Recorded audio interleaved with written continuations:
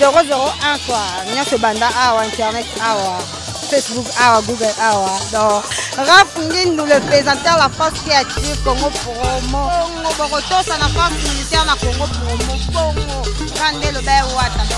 Mais pas na sikoyo Baptiste tout. Bangini. Moi, allez voir Congo Promo tv5.com. Raph Ngindu, Congo Promo Nde. Donc au nom de Jésus-Christ, nous bénissons le Congo Promo. Amen. Avec Raph Ngindu, Congo Promo ne tombera jamais. Piccolo Congo Promo Nde. Congo Promo TV5.com. Sans oublier son excellence Raph Ngindu. Ouais, Balobi Raph Ngindu. Congo Promo toujours, grande puissance. Comment Raph Ngindu, Congo Promo. Congo Promo qui torcos net na film. Congo Promo babundana nango. Babundana nango. Ski to zani na Boston wana Raph. Congo Promo. Monde entier international. Congo Promo numéro 1 baba site.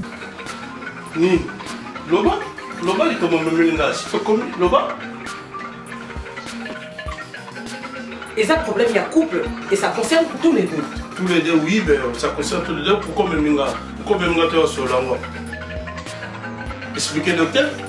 Docteur, c'est l'orier. À ce moment qui est faible, n'a mou, n'a coupé l'autre. Expliquez docteur. Docteur, mon ben n'a pas azokokate. Azokokate, ma kam nanda azokokate. Et on a trouvé pour trouver solution. Azokokate. Non, azokokate dans le sens de l'expliquer non. Docteur, mission sur ça. Ngana salaka, mon ben n'a pas ça. Mais et à tant nous c'est liboso, attention, pas stress, misala. Mais dès qu'ils arrivent là, asim bakanga sauter. Asim bakanga sauter. Pas stress, pas tension, pas vitesse à poto, pas fatigue, na mutu. Na mutu, na cause un peu fatigué, na je peux pas. Boni boyko. OK, na comprendre que bon, le boyé va problème pour itali ba tension, ba stress, ba surmenage. Ce qui mutu a ça un problème d'érection, ngai na conseiller ka mingi produit oil. Maxi bien-être. Maxi bien-être, les ali produits moko 100% naturel. Et ça complément alimentaire, et ça na ba vitamine A na kati, ba vitamine C. Les appuis na protéines nyos. Les produits moko ya komelango en fait une fois tous les 2 jours. Na kati wana les alina 6 sachets na kati au komela sachet moko tous les 48 heures. Et comme ça la bino 15 jours, c'est la solution idéale maxi bien-être. Tiero na na kayua, ce qui maxi bien-être de mobulu. Maxi bien-être, ça marche. Maxi bien-être, la solution pour vos problèmes d'érection.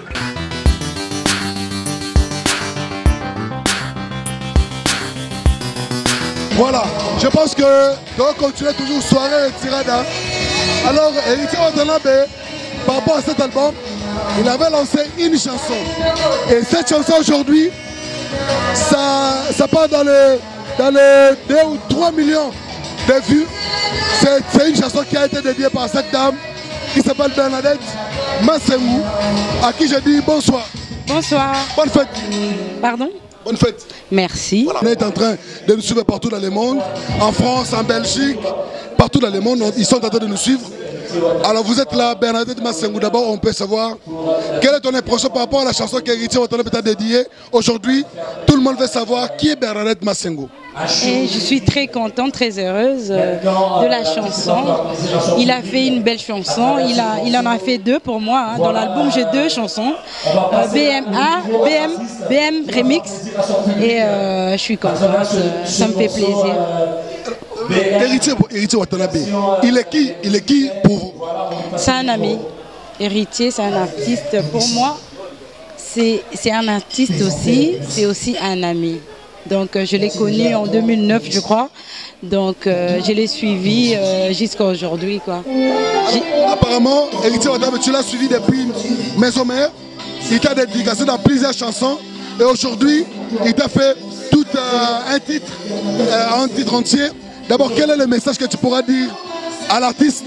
Maintenant, on doit le suivre la chanson qu'Héritier t'a dédiée. Quelle est ton impression? Pour l'artiste, je vais dire merci pour l'honneur qu'il m'a. Donc, avant... Pardon. Parce que là, on m'appelle, je dois aller danser. Tu veux parler?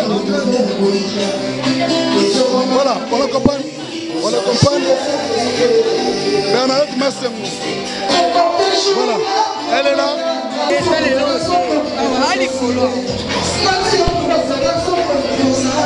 Tu n'as pas peur, hein? Je ne sais pas où il est.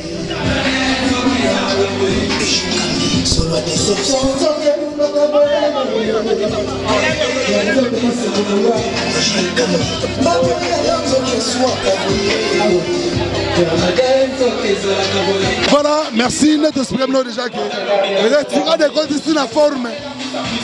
Hein? Patrick Menka, Ombre Jaune, Azalewa. Voilà, on se fait Ouattara, merci. La PDG Michel Mbungu, il y a GMB Connect. La personne de Routou na biso, na Elena Pemba na biso depuis Belgique. Il y a Rami Ami na biso depuis Tanzanie. Kaska Sereka, bon séjour na Kinshasa. Merci à Gilles Ntsana. Gilles Ntsana, producteur, artiste, tout.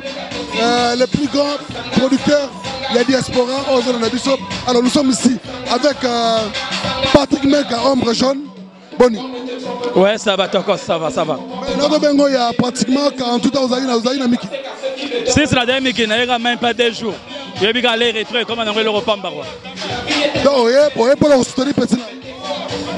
Si il y a pour la soirée retirée, il y a pour la privé personnel et tout un peu dans la soirée, on va le tout partout quoi. Dis mec, ose misoter la mort. Ose misoter. Oui, c'est la ma bête. Oui, c'est matos na Congo été. Déjà il y a émission, il y a balabala, il y a partout, il y a maramunios.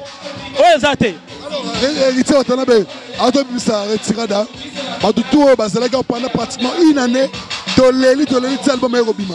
Donc d'abord impressionné par rapport à Neroga pratiquement Kini, Neroga la Kini impressionné ça d'abord. En tout cas le Kamguta Oloba mingi a été quoi. Retiré déjà c'est bon, BM Muto ça yoka kango. Nandi sous titre moko na CP na ngwenini. Abeti faux si je me trompe pas. Et abia do banze meza ngwe belé, batike logra tant quoi donc ça va. Aujourd'hui on est héritier Otana Bazalaki na groupe il y a Père Nawe Ranson. Lelo a sali Tim Wata. Comment vous jugez la maison maintenant pas comme dans le groupe Tim Wata par rapport à notre héritier n'a comme Lelo. Lelo Scott Olobani, Lelo comme patron comme dans l'orchestre naé, to bois qu'elle est ba flair. Et si quand Outaki, bon be badala groupe na wenge BCBG, ba panzala jiba salanzela naé, wera pas salanzela naé, ba bless boula tout consort. Il n'est pas participé qui moi mouké pas wera à longwe. Toropé c'est un peu chance, la vie continue, c'est toujours comme ça quoi. C'est la règle du jeu quoi. Depuis le lopé, bah ça perd à Kalabazala, il y a le lopé, bah roi de Blouson, bah Bima, bah Patrick Meka, Tola Dabaline, bah Vela Souvaniarkos. C'est comme ça. Merci beaucoup. Kito Ronaleli. C'est parmi les gens, les idéologistes. Ce sont des gens qui ont dit à héritier, allez, on sera derrière toi. Honorable Boni. Bonsoir, bonsoir. Banakin Monde entier va la biso. Par rapport à Vision, le labo de Fouimou, la Botami, a accepté la famille Nabino, mais même Libanda, impressionné d'abord par rapport à l'idée. Oui, on est au dépend de peine artiste à se comporter vis-à-vis. Il y a Batounionso.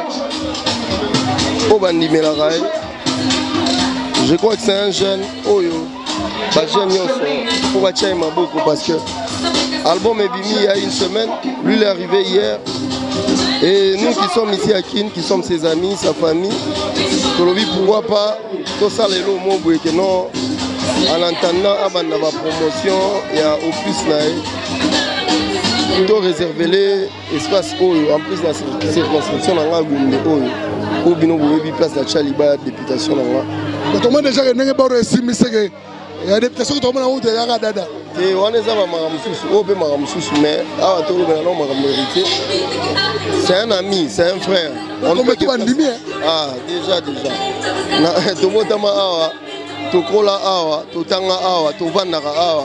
C'est tout à fait logique. Les gens héritiers, les jeunes Oyo, il y a ça et puis on a besoin de soutien, il y a jeunes, il y a des jeunes qui sont les message dans le monde entier, les jeunes il faut tout soutenir. C'est vieux, bavie baosungana entre bango soki otali bien chaise okendeka na bavie pourquoi pas biso bajeune totika nango babiloko ya mike barankine po totya na maboko mututu na domaine respectif ezala footballeur ezala catcheur ezala musicien ezala politicien ezala commerçant soki aza jeune apesi projet na ye eloko na ye tokosimba ngo donc eza honneur mpona bazokasa koyawa te mais nde bamona partout dans le monde Fabrice Moubiela il n'est prêt avant qu'il soit prêtre ba tellement belle bato la biso monde le te na monde o eza nango kaka gombe o eza espace mo restreint mututu na chaque commune na chaque espace na chaque province o moni ka kosala ngo mpe mpona mutu na ye le champ est libre ye azalani capricié te akoya bosala plaisir donc tokutani awa kaka mpona koyamba jeune musicien na biso héritier na eloko oyo asali totya ye maboko donc les jeunes doivent en tout cas ça devoir doivent s'entraider bajournaliste ya bajeune soki oza na projet bolobi ke non biso toya tokoya mututu aza na projet na ye. Il n'y a pas de souci. Merci beaucoup. Merci. Alors, dans un Dadi Moula, la bouche autorisée du groupe La Team Wata. Alors, dans un Awa, album retiré de bureau, la télévision belé, la mission belé, au gang, le Facebook, l'album de Bimi, bon conseiller. D'abord, impressionnant les ans d'abord. Oui, on a plaisir, il y a trop. Parce que dans le baki marketing, on a osala et comme marketing moko intelligent. Yango somona na loba trop. Musala ya mokonzi sala eka akoyemba po boyoka. Musala nange zalaki kondimisa bino oyo boyoka. Gloire à Dieu. Tant boyoki bondimike nazalaki na région ya Koluba. Banzembo oyo nanu batu bayoka ngo te. Eyembeli ya boye nanu eyembama na Congo te. Makambo ya sikawata ye nango nanu ya te. Yoga banzembo neti ya vie na biso Willy Etoka. Bayemba na bango vie Willy Etoka. Mais ya boyeta.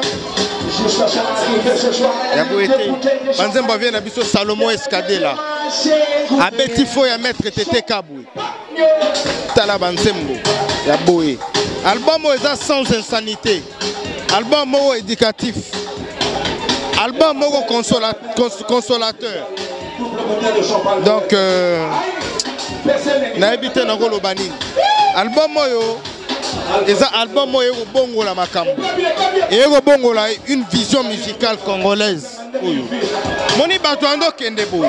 Tango wata ye ayo zongisa makambo. Ça c'est qu'une soirée hein. Est-ce que aujourd'hui dans le parking libanda ya soirée à Pamba? Parce qu'on a pas image. Et bongo concert aux Alandengeni. Artiste Nabino Azawana, un artiste intelligent qui chante avec un modèle intelligent, avec une mode intelligente. Ça c'est donc je ne sais pas quoi dire. Merci beaucoup. Wata c'est vraiment un modèle intelligent pour les jeunes intelligents. Rien à dire. Tu rejoins Souta et Belé à Roloba, mais Boyoka plus retirada. À la bien. Laïn Kawamula, voilà a parlé.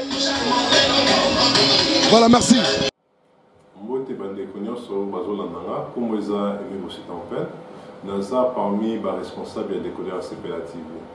Alors, jour toujours remarqué mingi que ba frère bandeko na biso bazosala émission comment ebele na ba téléphone na bango live na Facebook. Alors on s'est dit pourquoi ne pas contacter bandeko na biso to proposer bino bato oyo baza na posa et au fond la chaîne de télévision. Et la studio, et la kaka en ligne, vous avez la possibilité. On a CPLA TV et même le bino et le Kassika. Biso tout au début que CPLA TV est appris dans la machine à Congo. À part WANAP, toujours dans la chaîne, il y a France, la chaîne il y a sport, il y a des dessins animés, la chaîne il y a films. Mais tout ça, il y a une option où il y a créé une chaîne de télévision. Awa, dans le studio, il y a Boss Brava.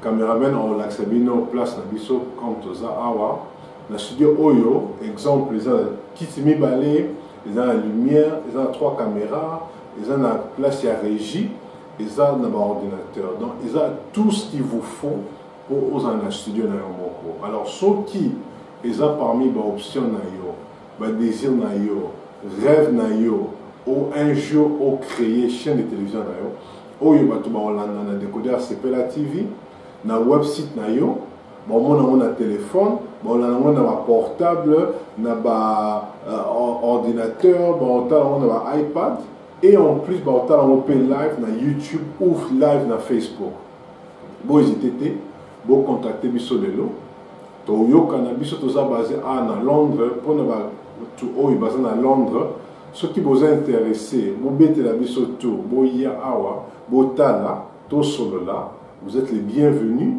Notre porte est toujours ouverte. Bobengi biso tozui rendez-vous et puis to laxabino to présenter biso bino studio na biso.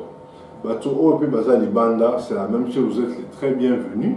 Mais ceux qui besoin la capacité te ya on peut toujours discuter na téléphone. To yokani prix et puis biso to yewana ndaba matos nyonso. Donc toujours pe sabino service complet. Ozana matos nyonso complet.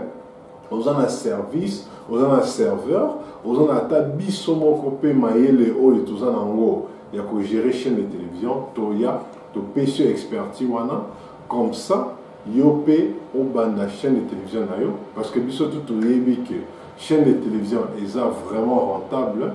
Donc pour na pesa bino plus d'explications la rentabilité na bino, je vous prie de prendre contact avec biso. Numéro est à 0044 7802 730 590. Numéro P, vous avez affiché.